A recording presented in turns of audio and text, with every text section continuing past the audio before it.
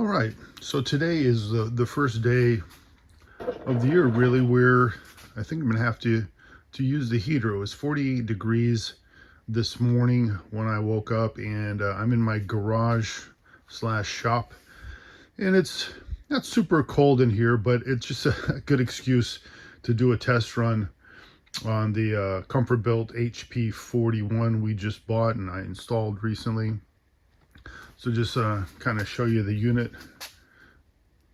Not taking up too much space. It's a, it's a, I say a medium size pellet stove.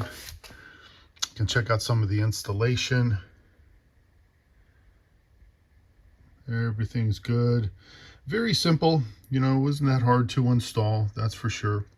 But to turn it on, basically you come back here. There's a on and off switch.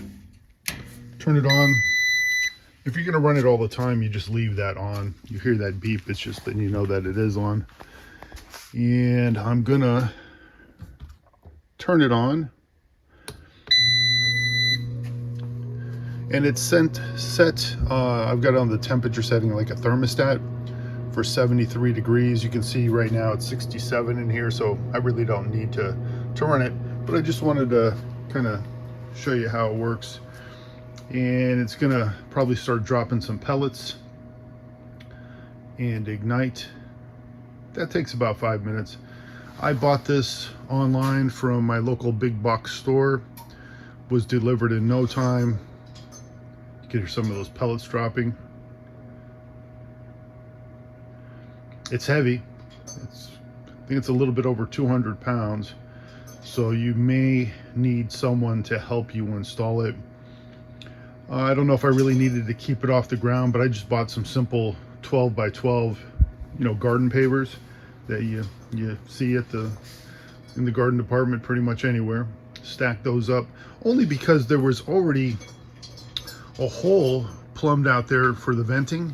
I think whoever lived here before we moved in had some sort of a stove that was vented out of the wall there. So because the venting kit that we bought wouldn't have got us from ground level to that actual exhaust output, we just had to raise the unit, and it works fine. It looks good enough for us. I just spray painted the backing there and the vent adapter. So just waiting. It'll take about 5 minutes, I think, for this thing to start up, and you'll be able to see it burn. But I would recommend this to anyone. Really, the setup was super easy. There's really nothing to put together other than, putting the venting in. And the venting is very simple. I think that might be the hardest part for most people, especially if you don't have some sort of exhaust going out of your room. We're thinking about buying another one of these for inside the house. We have a fireplace and everything. It's a propane fireplace, and I don't think it works all that great.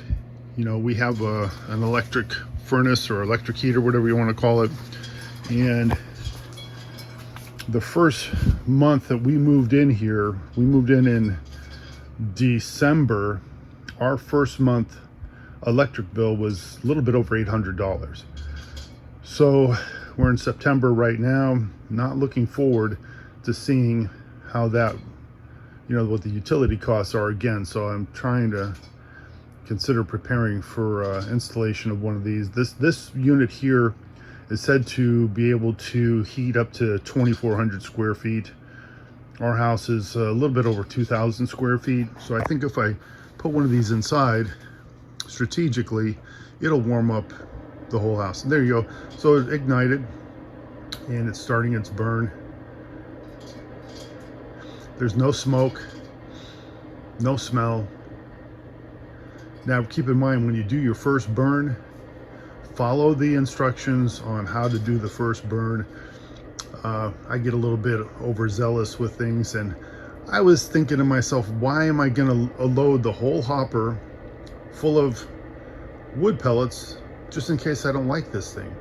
So what I did is I took the little thing you see where it's burning right now in there, that's where the pellets fall into. So I filled that with pellets and excuse me, and then tried to light it, and it just smoked up the whole garage. It was a disaster.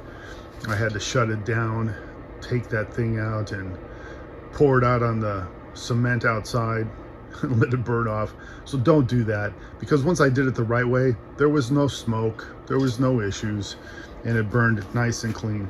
Now you're seeing it's burning really hot right now because it's gonna try to get up to temperature, so it's gonna burn hot for a while. And then what will happen is it'll the flame will go down, and it'll just maintain the flame to obviously maintain the heat in the room.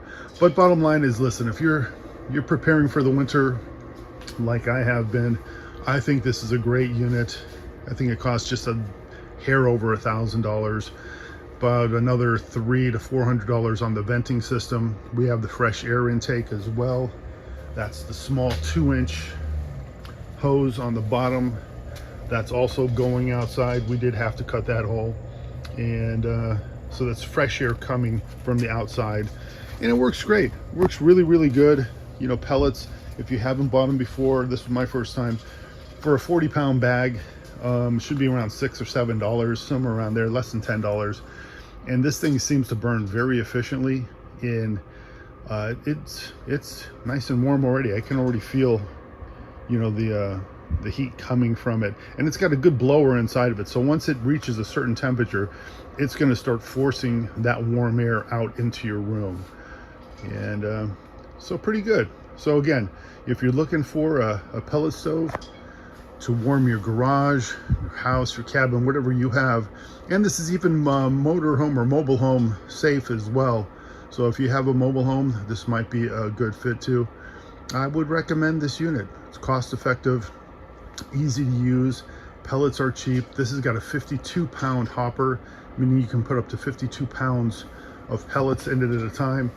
And I've been playing with this thing on and off for a little while, and I can see it's super efficient, and it's hardly burned through any pellets.